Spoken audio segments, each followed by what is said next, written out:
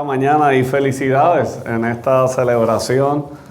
Para nosotros siempre es un gozo tener la bendición de poder compartir la palabra del Señor con el pueblo de Dios. Y qué gozo estar aquí. Un abrazo a Pastor Carlos, a su familia, a esta iglesia. Conozco a algunos de ustedes que lo he visto a lo largo de los años, así que un abrazo solidario, algunos desde mucho tiempo, otros poco, pero en la providencia de Dios estamos aquí en esta mañana y para nosotros es un gozo tenerle. Antes de que si entro a la palabra no hago las introducciones referidas, déjeme decirle un poco de mí mismo. Estoy casado con Rebeca, tenemos 4 hijos, tengo 2 nietas y uno en camino, Dios mediante, la semana próxima. Así que 2 de nuestros hijos están casados y tenemos todavía 2 en casa, uno terminando la universidad y el otro pues tiene 13 años ahora, así que va para escuela superior. Estamos en todas las etapas de la vida, abuelos, papás, todo eso. Por la gracia de Dios pastoreamos hace 21 años en Quebradillas, la Iglesia Redimido. Somos uno de los pastores ahí por la gracia del Señor. Y como Pastor Carlos, todo hijo de pastor piensa que no va a ser pastor hasta que Dios lo llama. Mi papá este año cumplió 50 años pastoreando y estamos sirviendo por la gracia de Dios junto a él, así que es un gozo. Por si acaso, cuando yo comencé el ministerio tenía pelo, así que ya no me queda nada. Parte de las labores del oficio. Carlos, yo espero que no te pase eso. Porque Carlos siempre tiene ese pelo ahí robusto. Yo no tenía tanto, así que... Y me acompaña en esta mañana Carlos Medina. Él es un gran colaborador en la fe, es parte también de la familia, es tío de mi esposa, pero también está hace un tiempo de nuevo acá. Y qué gozo tenerle aquí en medio nuestro. Amados, queremos ir a la palabra del Señor y queremos ir a Hechos capítulo 12. Hechos capítulo 12. Vamos a leer en breve este pasaje, pero si algo yo quiero que recordemos en esta hora, y para mí es fundamental que ustedes recuerden y nosotros recordar como iglesia bíblica, la comunión, si algo debemos recordar a lo largo de este pasaje es que podemos confiar en la poderosa palabra de Dios. Podemos confiar en la poderosa palabra del Señor. Antes de leer, déjeme relatarle algo. En el siglo XVIII, el historiador y filósofo francés, conocido por su seudónimo como Voltaire, afirmó que el cristianismo se encontraba en el atardecer de su existencia. Lo que él quería decir con estas palabras era lo siguiente: el cristianismo va a dejar de existir. Él dijo esto en una carta en el 1767 a Federico el Grande. El cristianismo es la religión más ridícula, más absurda y sangrienta que jamás haya infectado el mundo. Mi único pesar al morir, dijo, es no poder ayudarle en esta noble empresa de extirpar del mundo esta infame superstición. De hecho, Voltaire pensaba que la Biblia se iba a convertir en irrelevante en el próximo siglo. Él decía, la Biblia solo será algo que los historiadores usarán como un artefacto y un recuerdo del pasado. Ahora déjeme decirle algo. Voltaire falleció. Han pasado muchos siglos luego de eso y todavía nosotros seguimos proclamando la palabra del Señor. Como en una de esas ironías que solo Dios sabe construir, lo curioso es esto: que la misma casa donde Voltaire pasó los últimos 18 años de su vida, desde el pueblo donde él se dedicó a publicar sus irreverentes obras, esa casa luego fue ocupada por un hombre, Henry Tronchin, que era el presidente de la Sociedad Bíblica de Ginebra. Y en una de las habitaciones donde Voltaire exhibía sus irreverentes obras, ahí entonces se guardaban las Biblias y tratados que esa sociedad bíblica tenía para difundir el Evangelio en aquella región. El doctor Daniel Merritt dice, lo impresionante es esto. no es solo el hecho de que en la providencia de Dios, Dios haya mostrado cómo su palabra permanece firme contra la oposición, sino que las mismas imprentas que Voltaire utilizaba para publicar sus obras, en esas mismas imprentas y con un papel especial que él traía para sus obras más majestuosas, eran las mismas hojas y las mismas imprentas que se utilizaron para que la Biblia fuera duplicada y llegara a la mano de muchos franceses.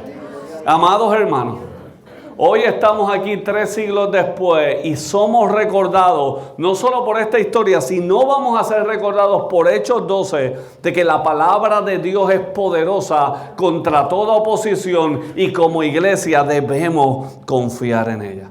Así que vamos a leer este capítulo 12, que es un capítulo impresionante. Vamos a ver esto a lo largo de esta mañana. Por aquel tiempo el rey Herodes echó mano de algunos que pertenecían a la iglesia para maltratarlos. Hizo matar a espada a Jacobo, el hermano de Juan.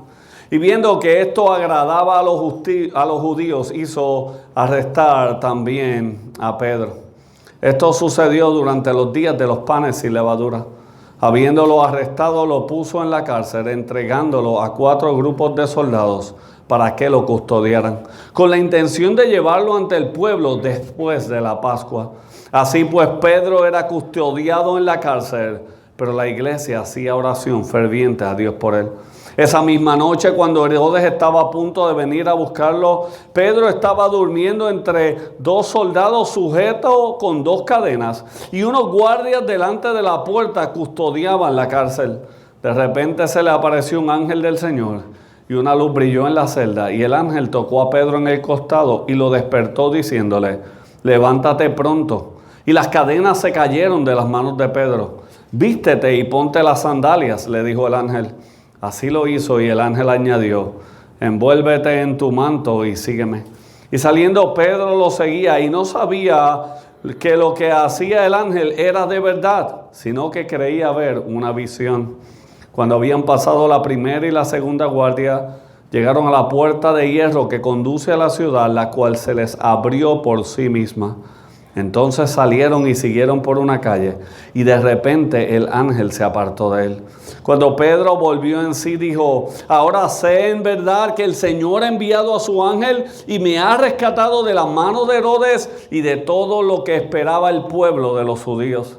Al darse cuenta de esto, fue a la casa de María, la madre de Juan, llamado también Marcos, donde muchos estaban reunidos y oraban.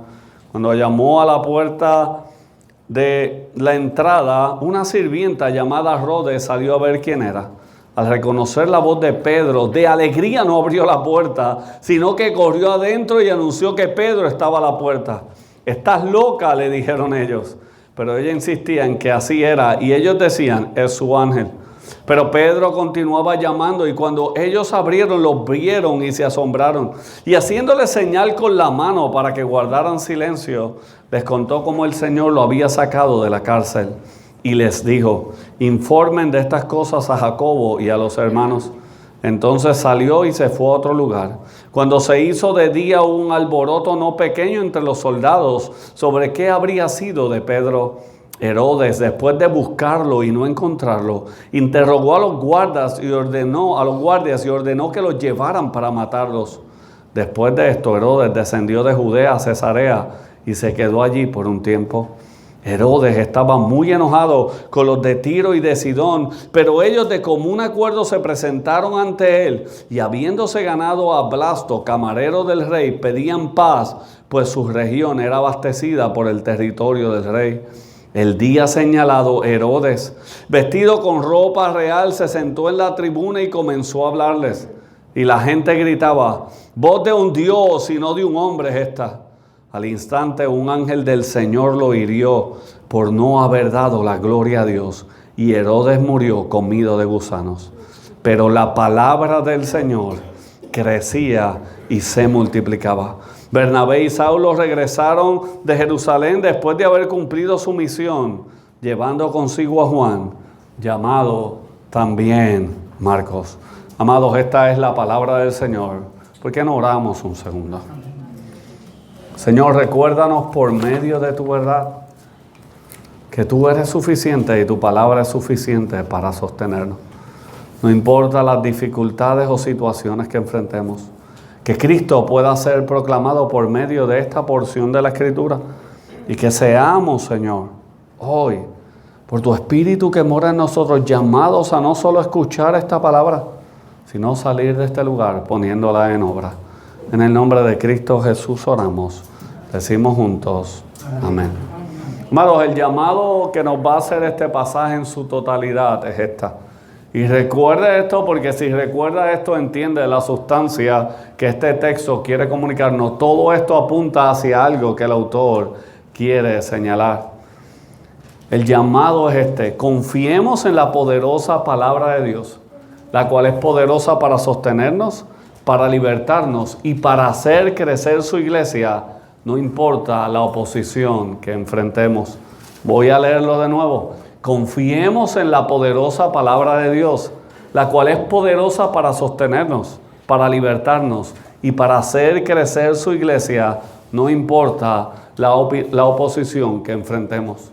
Ustedes creo que han estado en el libro de Hechos en algún momento o están ahora, pero si algo Hechos vemos es que hay dos partes fundamentales cuando vemos la estructura del libro.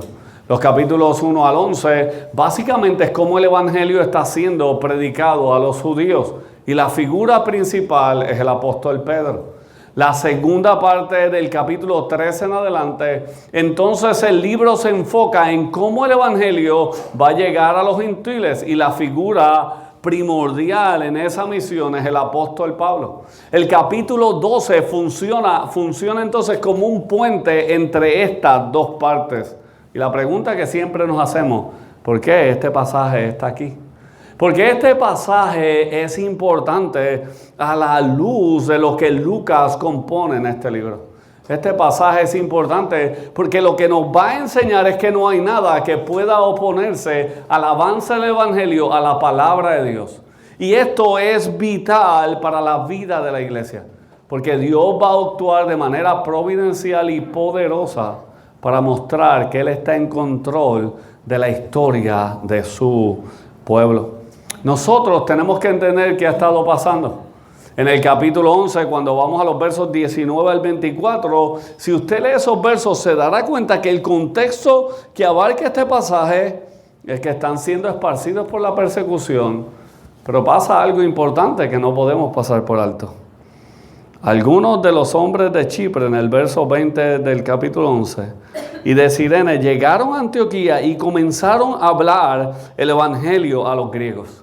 Y algo sucede glorioso, es que la mano del Señor estaba con ellos al punto que un gran número de griegos se convierte. Porque esto es importante, gentiles están escuchando el evangelio y están respondiendo al evangelio. Y de momento comienza a decir cómo la mano del Señor está con esta gente y cómo el evangelio está avanzando a pesar de la persecución. Sin embargo, llegamos al capítulo 12 y parece que todo cambia. Y esto es lo que vamos a ver.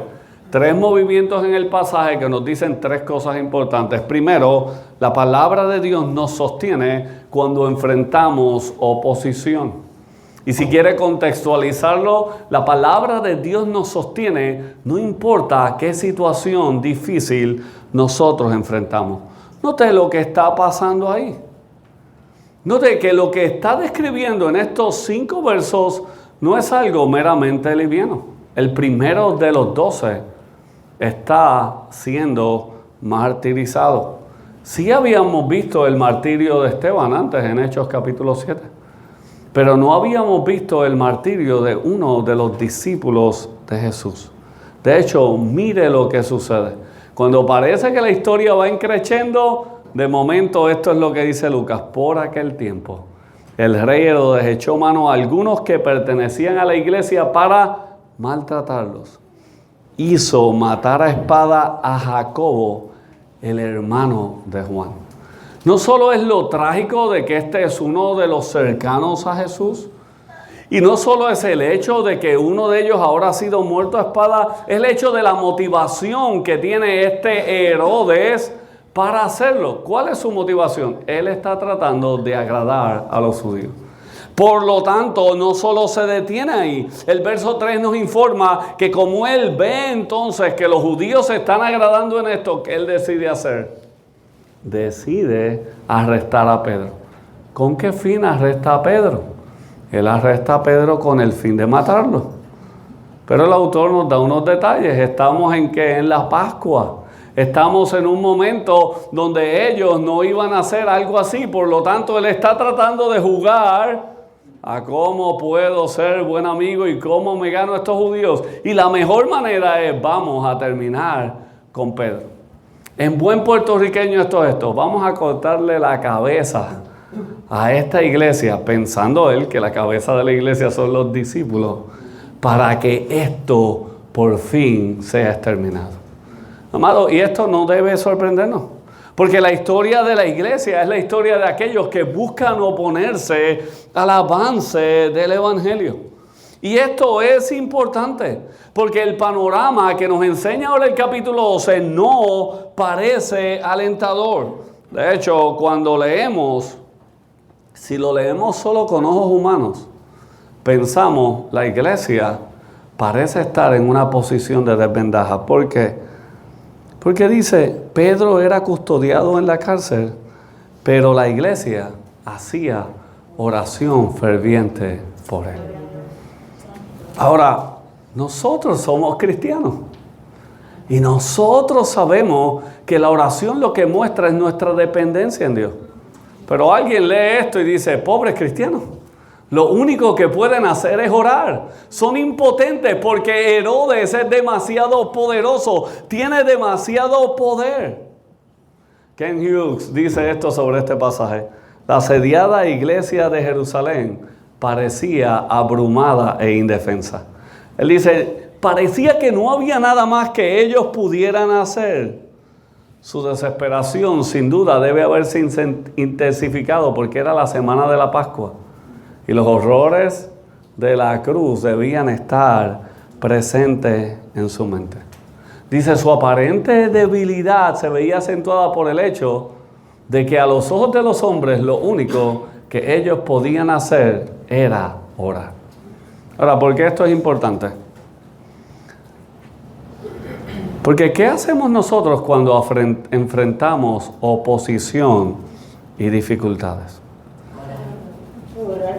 ¿Qué hacemos nosotros cuando la vida es difícil de sobrellevar?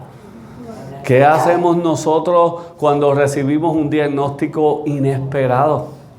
Cuando parece que aquel hijo que se ha ido a vivir pródigamente no va a regresar al Señor. O cuando las circunstancias se complican de tal manera que sabemos que somos débiles ante aquello que enfrentamos. La iglesia de Dios ora porque la iglesia descansa en el Dios que ha prometido ser su amparo y su fortaleza, su pronto auxilio en todas las tribulaciones. La iglesia sabe que en el momento de dificultad ellos pueden alzar sus ojos a aquel que hizo los cielos y la tierra. Spurgeon decía una frase que a mí me encanta. Spurgeon decía, alzar los ojos es esto, es cuando el débil mira al fuerte y clama por ayuda. Y él decía esto, él decía, cuando leemos el Salmo 121, cuando leemos una expresión como esta, de que la iglesia entonces hacía oración ferviente por él, lo que vemos es como la fe es una mano vacía que se extiende buscando alcanzar misericordia. Y esta era la manera en que la iglesia enfrentaba este momento difícil. Lo que vemos aquí es uno de los contrastes que Lucas nos va a dar a lo largo de este capítulo. Hay muchos contrastes en este capítulo. Note, Herodes levanta su mano con violencia. La iglesia muestra su dependencia en Dios por medio de la oración. Y esta es una buena pregunta para nosotros, porque el texto me llama a preguntarme a mí mismo, ¿cómo yo respondo en el día difícil? ¿Oro fervientemente al Señor? ¿Estoy confiando en Él? aunque no todos los resultados a veces parezcan que vienen favorables. Me atengo a su voluntad y puedo confiar totalmente en Él. John Knox decía, nunca estamos más seguros que cuando dependemos completamente de Dios. Amén. Amados, aunque parezca que la posición de la iglesia es desfavorable, la iglesia está clamando al único que puede socorrer. Y cuando el día parece difícil, nosotros necesitamos confiar en la bondad y en la sabiduría del Señor. Me gusta lo que una hermana de la iglesia le dijo a una hermana que comenzó a visitarnos hace una semana. Ella fue a saludarla y a recibirla. Es una hermana que lleva mucho tiempo con nosotros y que ha tenido muchas dificultades en su vida. Aún diagnósticos difíciles en su salud. Y ella se acerca a esta hermana y le pregunta, qué bueno que estás aquí. Yo le dice, bueno, estoy yendo ahí a ver qué iglesia consigo y he ido a unas 2 o 3 y 3 o 4 o 5, estoy viendo. Déjame ver qué hago. Y la hermana le dijo algo importante, le dijo, déjame decirte y darte un consejo. Busca un lugar donde la palabra de Dios sea proclamada y la verdad de Dios sea expuesta claramente. Porque en el día difícil las emociones no te sostendrán, son las promesas de Dios. Amén. Ahora, si yo digo eso quizás suena bien, pero la que lo está diciendo está en medio de procesos de salud difíciles y de sumo sufrimiento. Aquella hermana la próxima semana cuando yo fui a saludarla, le digo, pastor, estoy aquí porque estoy tratando de buscar un lugar donde las promesas de Dios me sostengan, no la emoción del momento. Amados, la iglesia parecía ir creciendo en medio de la oposición y ahora Herodes, el hombre más poderoso, se levanta contra ella. ¿Qué estamos haciendo? Confiamos en Dios, confiamos en su palabra, oramos para que esta palabra traiga aliento a nuestros corazones. Amados, el verso 5 nos deja en la iglesia orando, pero luego del verso 6 al 19 vemos lo segundo que este pasaje quiere exponernos. Es el Dios que trae libertad. Y esto es impresionante. Leemos los versos iniciales, situaciones complicadas. Pero en medio de las situaciones complicadas, Dios va a mostrar que Él es el libertador. Amados, una cosa era la persecución de Saulo. Otra cosa era la persecución de aquel que había sido puesto allí por el Imperio Romano. Más aún, este Herodes se llega porque era muy amigo de todos los que estaban en el poder. Él había estado hasta afuera porque había caído fuera del favor, pero era muy amigo de Calígula, de Claudio. Entonces ellos, ¿qué hacen? Ponen a su amigo ahí, en el mejor lugar de poder. Cualquier parecido a la realidad no es pura coincidencia, es el corazón pecador del hombre. Pero note esto. Note en qué momento interviene, porque nosotros leemos esto a veces muy apresurado, pero vea lo que dice el verso 6. En esa misma noche, cuando Herodes estaba a punto de venir a buscarlo. ¿Qué quiere decir eso? En el momento cuando iba a ser martirizado, el Señor intervino. Ahora, lo glorioso de este pasaje es esto, y esto es sumamente importante para nosotros. Nosotros a veces leemos este pasaje y cometemos un error craso. Decimos, wow, qué fe tenía esa gente cuando estaba orando. Qué fe tenía que tener Pedro que fue libertado. Pero el pasaje no da espacio para eso. El pasaje nos va a decir esto. No es tanto la fe de ellos, es el poder de Dios que opera para librar a su iglesia. Porque lea el texto bien. ¿Usted se da cuenta de lo que está pasando? Pedro estaba dormido. De hecho, parece tan dormido que el ángel le tiene que decir todo lo que tiene que hacer. Ponte la ropa, camina, muchacho. De hecho, él mismo lo dice. Él pensaba que estaba en una visión. Él no piensa que esto está sucediendo. Y esto es lo glorioso. Si alguien estaba en una prisión de máxima seguridad, era Pedro. La costumbre era que un solo soldado romano estaba esposado a ti. Pedro tenía que 2. De hecho, habían 4 turnos vigilándolo. Cambiaban y cambiaban. Ahí no habían soldados dormidos, ahí no había nadie. Lo que el pasaje nos está diciendo, esta circunstancia es difícil. De hecho, habían 2 soldados más vigilando cada uno de los lugares por los que Pedro se iba a escapar. Y esto es lo que sucede. Las cadenas se caen. Pasa entre todos los guardias. Y la palabra que se usa para que la puerta final se abra es la palabra que nosotros usamos para que algo pase automáticamente. O sea, en este tiempo Dios le dio la tecnología de cuando usted entra a Walmart y la puerta se abre sola. Eso pasó. La puerta se abrió que automáticamente. Ahora, note algo importante. Vea la reacción de Pedro. Pedro vuelve en sí. Y si usted conoce su Biblia, eso le recuerda que el hijo pródigo cuando vuelve en sí. Pedro vuelve en sí. Pedro de momento se da cuenta. Y esto es lo que dice. Ahora sé en verdad que el Señor ha enviado su ángel y me ha rescatado de la mano de Herodes y de todo lo que esperaba el pueblo de los judíos. Pedro no dice, yo sabía que él me iba a rescatar, porque yo sí que tenía fe. No, Pedro está diciendo, el Señor merece toda la gloria por esta liberación. Ahora, lo segundo que el texto nos dice de manera muy cómica, y a veces perdemos el humor que el escritor bíblico está dando para comunicarnos una idea, es cómo reaccionan aquellos que estaban orando fervientemente. Ellos estaban orando fervientemente.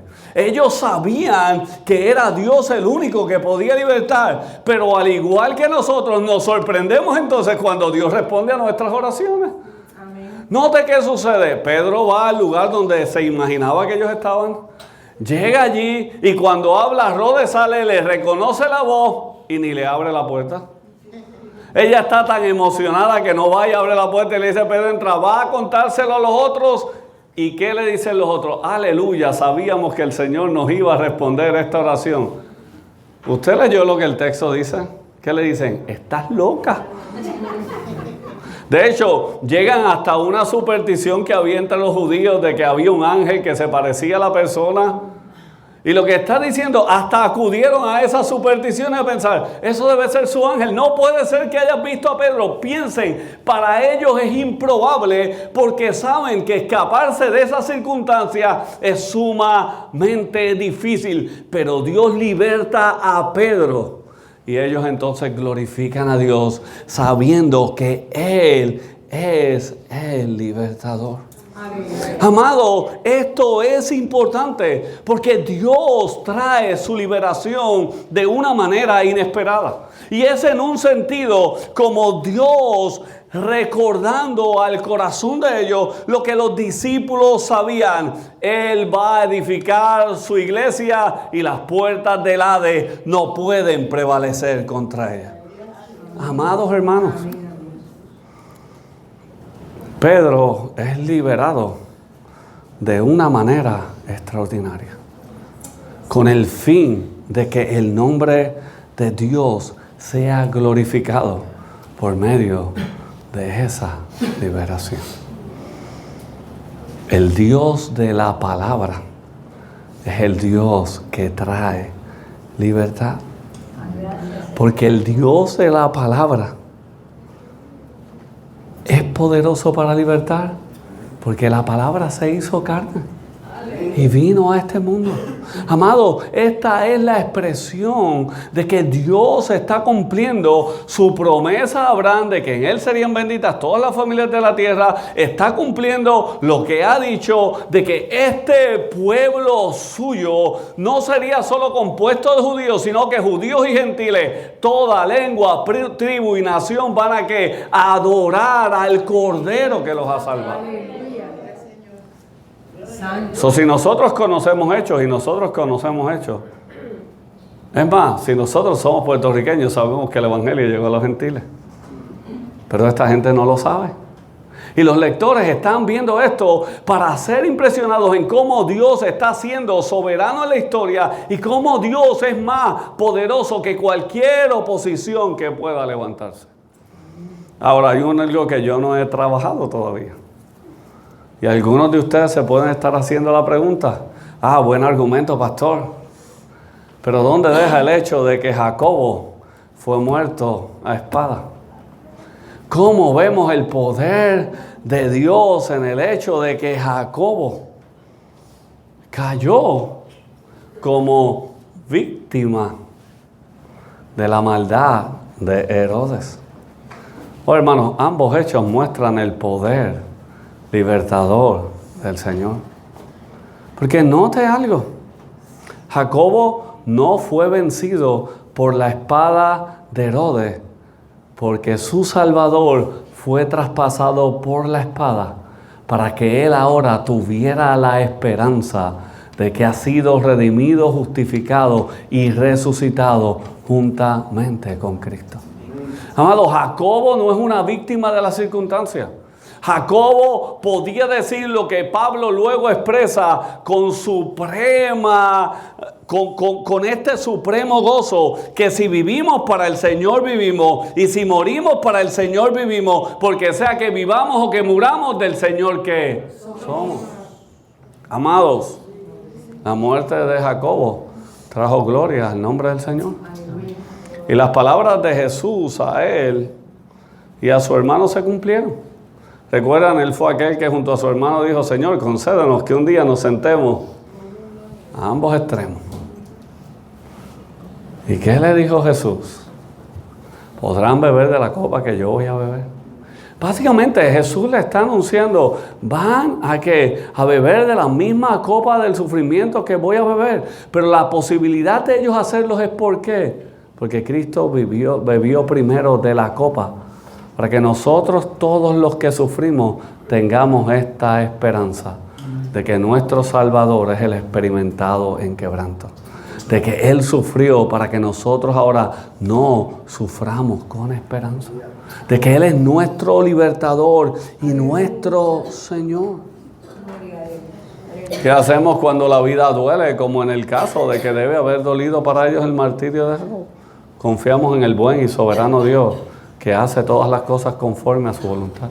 R.C. Sproul decía esto: la oración no cambia el propósito de Dios, pero sí es el medio por el cual Dios cumple sus propósitos.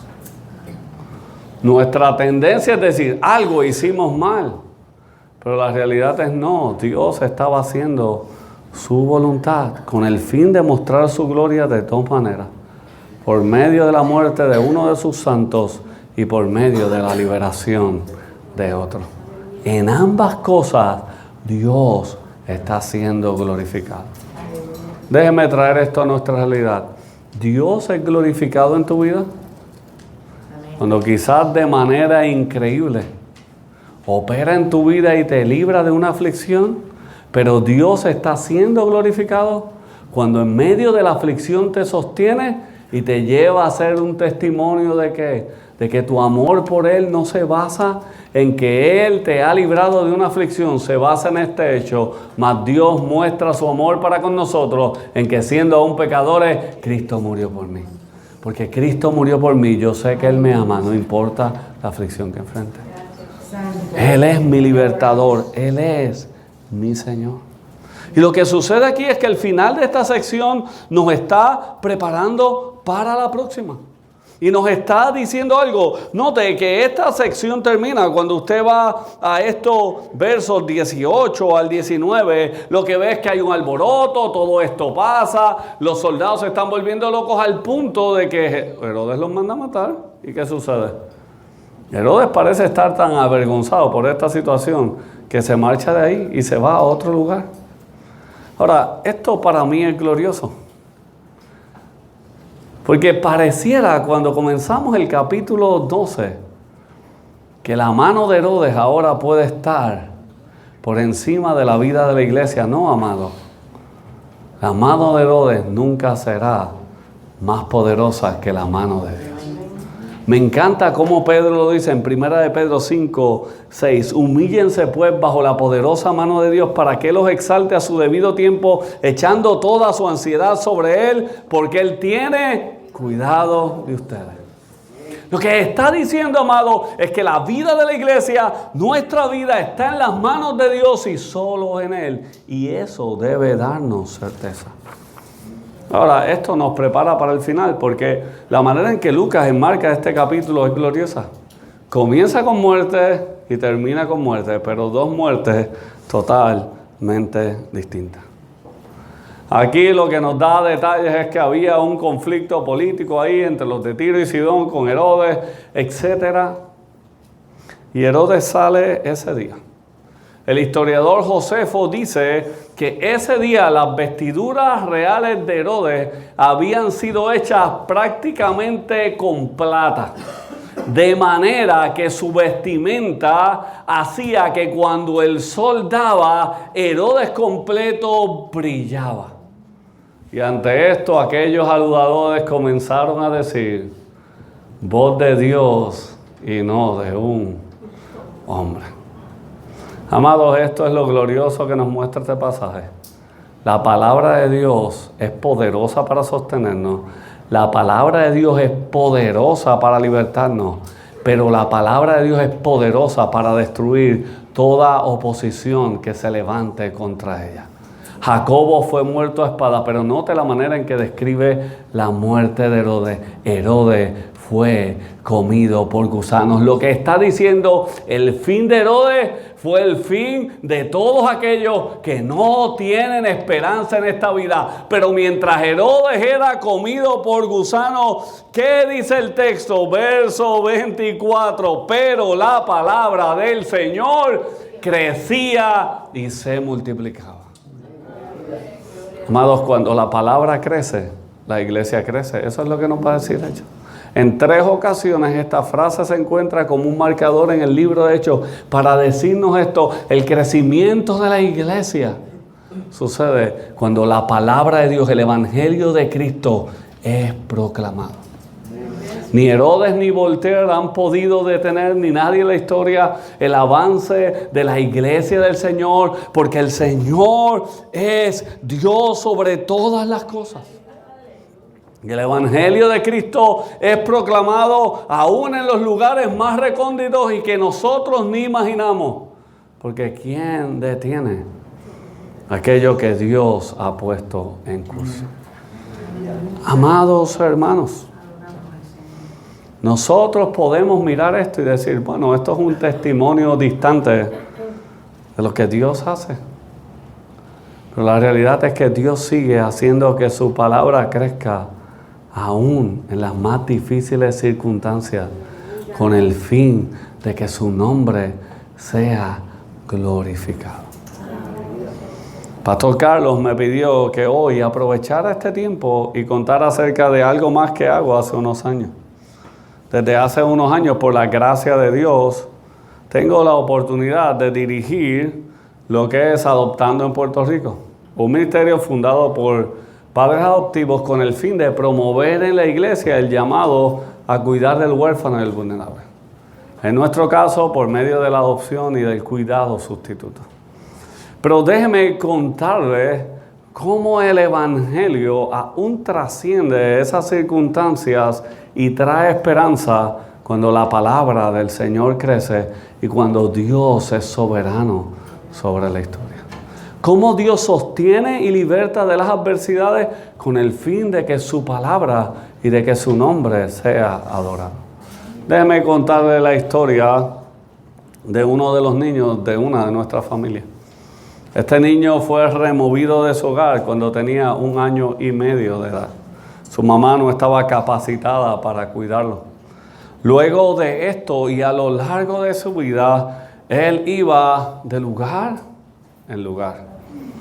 Cuando tenía 6 años, él estaba listo, ya había cumplido todo lo que el Estado requiere para que él pudiera ser adoptado. Y este niño llegó a una familia que lo cuidó con un tiempo, no pudieron continuar cuidándolo y decidieron no continuar la adopción. 6 meses después regresó con otra familia que su intención era cuidarlo, no pudieron cuidarlo y volvió a regresar otra vez. Una tercera vez este niño va con otra familia que tenía toda la intención de cuidarlo, pero que no pudieron, así que el niño regresó. Cuando un niño en nuestro sistema, eso sucede vez tras vez, es catalogado como un niño inadoptable. Imagínese el dolor que hay en ese corazón por el sufrimiento y abandono que ha sufrido por circunstancias que este niño no tiene ninguna capacidad de controlar. Y lo único que este niño, si usted le preguntaba a sus 10 años ya de edad, decía, ¿cuál es tu petición? ¿Por qué queremos que oremos? Esta era su respuesta. Yo quiero tener una familia. Pero si tú mirabas alrededor, no hay manera de que el sistema pudiera proveerle una. Así que si alguien hubiese sido realista, le hubiera dicho, quítate eso de tu mente. Eso no va a suceder. Pero como Dios silvana la historia por su mano providente y entreteje la historia con el fin de glorificar su nombre, mientras eso sucedía en su vida, Dios llevaba inquietando el corazón de otra familia para que decidiera adoptar a un niño grande.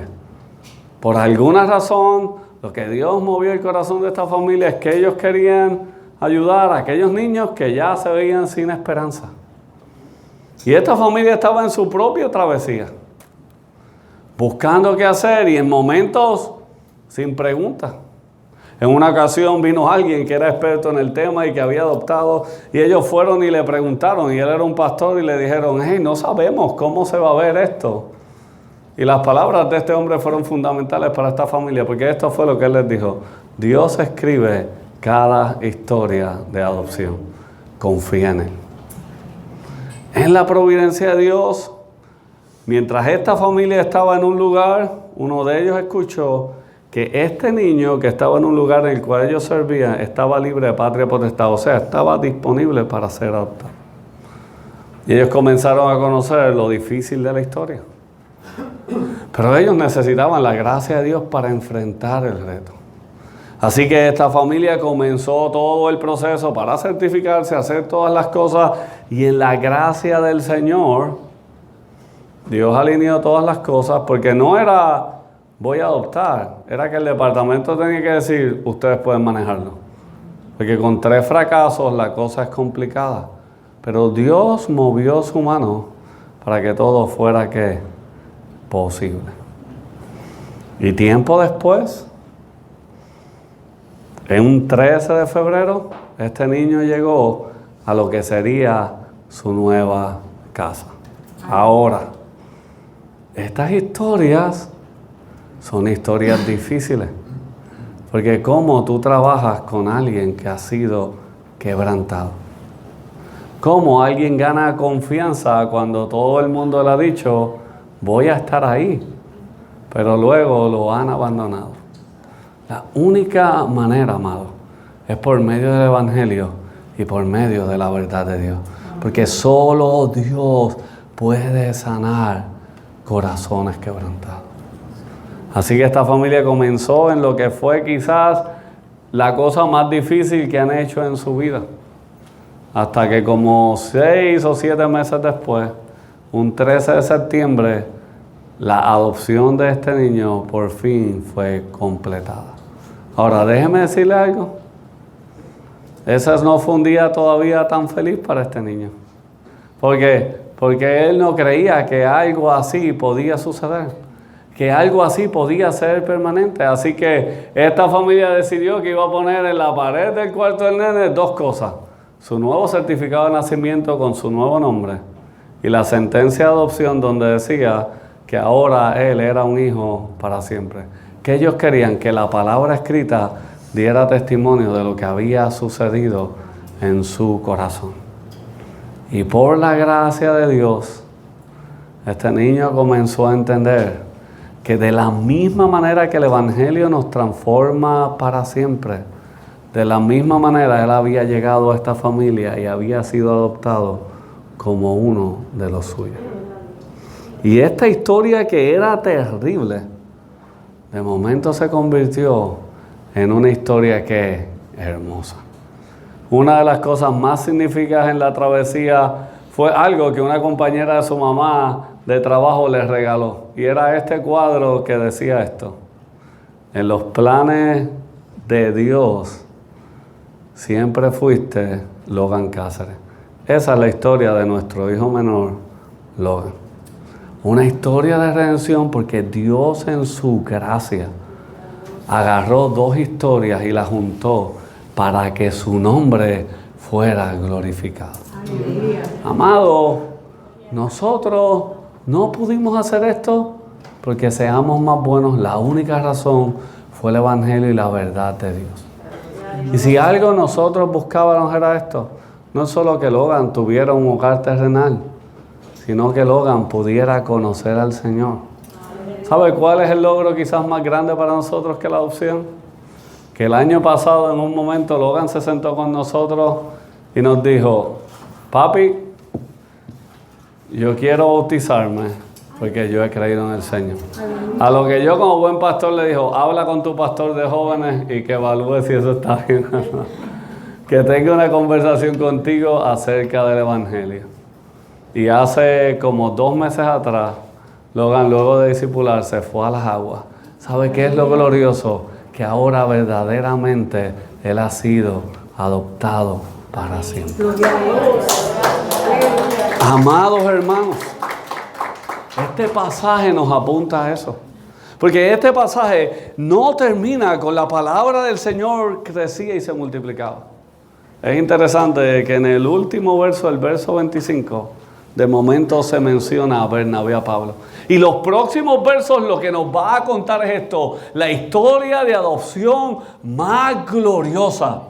Porque entonces comienza a relatarnos el primero de 3 viajes misioneros de Pablo, con el fin de esto, de que sepamos de que Dios hace crecer su iglesia por medio de su verdad y que nosotros podemos descansar y confiar en que como nos ha libertado, Él va a libertar el corazón de muchos para la gloria de su nombre. Amados hermanos, sí es cierto que en momentos en la vida hay momentos que la voluntad de Dios es misteriosa para nosotros, pero podemos confiar en la palabra de Dios, podemos descansar en la verdad de Dios, podemos confiar en que verán la liberación del Señor. Dios hará que su palabra crezca y se multiplique en medio de su pueblo. Iglesia Bíblica La Comunión, que ustedes sean instrumentos de la gracia de Dios para que otros glorifiquen a Dios y otros puedan confesar: Jesucristo es el Señor, para gloria de Dios Padre. ¿Por qué no oramos en esta hora? Señor, cuando nosotros escuchamos la gloria del Evangelio y vamos a un pasaje como este, somos retados a reflexionar en nuestros corazones y ver que no importa cuál sea la dificultad que enfrentemos, puede ser alguna situación de salud en nosotros, en un familiar nuestro, puede ser alguna circunstancia que parece que se va de nuestras manos, pero recuérdanos hoy por tu verdad que tú eres el Dios providente y soberano, que estás en control de todas las cosas y harás que todas las cosas cooperen para la gloria de tu nombre. Ayúdanos a confiar en tu poderosa palabra. Ayúdanos a anclar nuestros corazones en tu promesa, a orar la palabra, cantar la palabra y proclamar la palabra. De modo que vivamos la palabra en el poder de tu Espíritu cada momento de nuestras vidas. Oh Señor, ayúdanos a no escuchar esto y decir: oh, qué bonita esta historia de la iglesia. Recuérdanos que nosotros somos esa iglesia a la cual tú guías y diriges. Oh Señor, tú vas a edificar tu iglesia y las puertas del Hades no podrán prevalecer contra ella. Haz que Iglesia La Bíblica La Comunión sea un faro de esperanza en esta comunidad. Y que en años no solo celebremos 2 años, sino que celebremos también todo lo que por gracia has continuado añadiendo para la gloria de tu nombre. Oh Señor, gracias porque tú amas a tu pueblo y tú nos guías hasta el final. Y gracias porque por medio de Cristo Jesús tenemos esta certeza, Señor, de que somos más que vencedores por medio de aquel que nos ama. En el nombre de Jesús nosotros oramos. Decimos juntos, amén. Amado, gracias por compartir la palabra en esta mañana.